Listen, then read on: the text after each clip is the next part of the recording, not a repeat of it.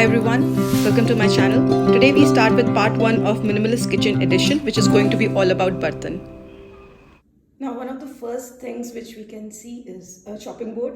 So I need some strong base where I can chop my vegetables and everything. So this is the one. It has seen a lot of wear and tear, but is still going strong. So this is one option. The other option can be more around a steel chopping board. Yes, there are watermarks, but yeah, can't help it. With steel, watermarks always comes. So this is another option. So there are like two options for the chopping board. So here we see two. One is here, mortar and pestle. So this is the one which you can use to either, mash the ginger or garlic and green chilies. So you can, or even black peppers, some masala after you have dry roasted them. So you can use this one. For minimalistic, one mortar and pestle is really needed to get that nice authentic flavor. Now the other one is the stone, and you may be wondering why am I showing this. So this stone my mother had picked up from one of the rivers in the hills.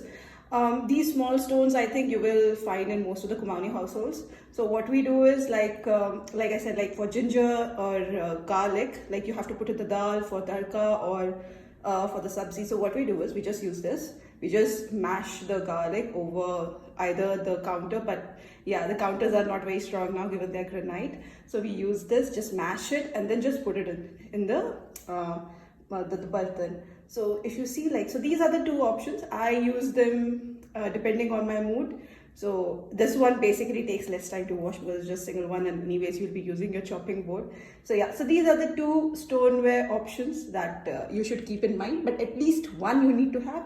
And if I have to suggest, please go for mortar pestle because it gives more variety in cooking and in smashing. Yeah.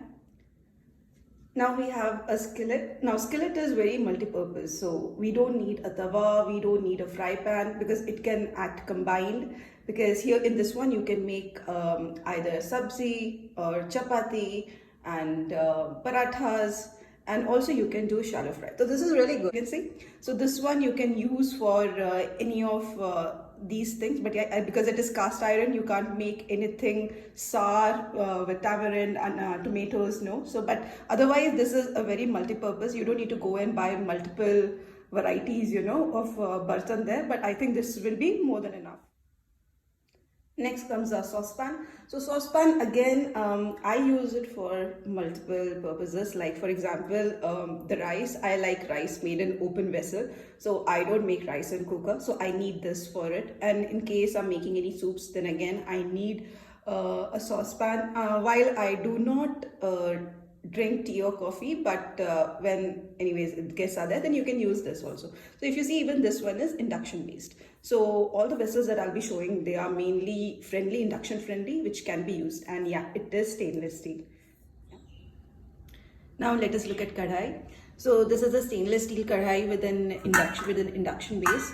So this is something which is mainly used for, again, you can use it for deep frying, you can use it for making rice even, and you can also make your sambar, rasam, anything that has sour ingredients to it, because cast iron will not help them. So this is stainless steel kadhai is the one which comes in pretty much handy. Now let us look at the steamer. So this is the steamer that I usually use. So it can easily fit into a kadhai, the big mouth kadhai that I showed you, and it can also fit into the cooker like this. So what I do is, whenever I need to steam, I need the aloo, the potato for your various dishes. So what I do, I just clean the potatoes, put it in this, and the cooker has some water, then put there, and then you steam it.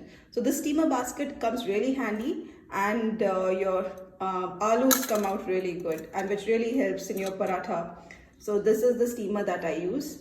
And yeah, for Chinese and Thai, you need some of the vegetable steam. So please, try to use this, comes very handy there. Now comes the chakla and belan, and I have used marble, but somehow I don't know, I prefer wood still. Somehow I have this thing that it comes out a little better here. So this is very important for Indians, especially because we are rolling a lot of chapatis, we love our parathas. So this one really helps out there.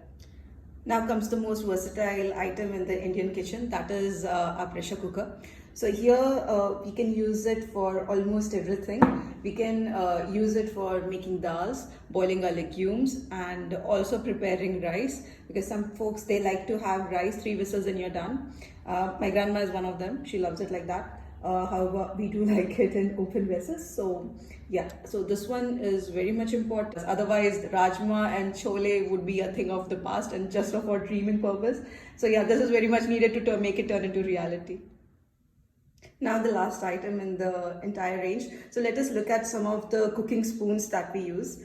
So one wooden I have kept because I prefer using wood more in stainless steel and in cast iron. So I feel a little bit more comfortable. But yeah, so this is there. Or you can use this one as well. So this one is from IKEA, and you can use it for flipping any cutlets that you're making and any vadas. So this one comes in handy there for shallow frying especially. So I like using that.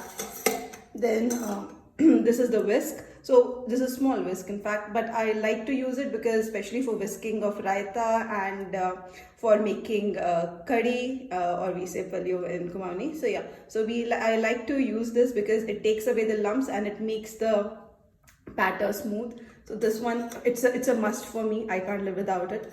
Then this one, if you see, this one is more about for frying, and also we use it for rice. So when we are serving rice, we use it for that time as well.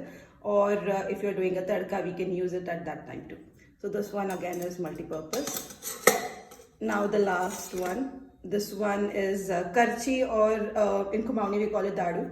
So here what we do is, if it was made of iron, we would be using it for tadka, but this is stainless steel. So mainly I use it for removal of dal. So this is where it comes. So it is one purpose only, given it's stainless steel. But yeah, so these are some of the most important cooking spoons that you need. And yeah, and then you're good to go. Now we have come to the end of the video. I hope it has been helpful. It is a very minimalistic view of the kitchen. You can omit in further as well, as I have informed. But yeah, but this is something which is needed for us to get started. If this video has been helpful, do let me know. Thank you so much for your watching.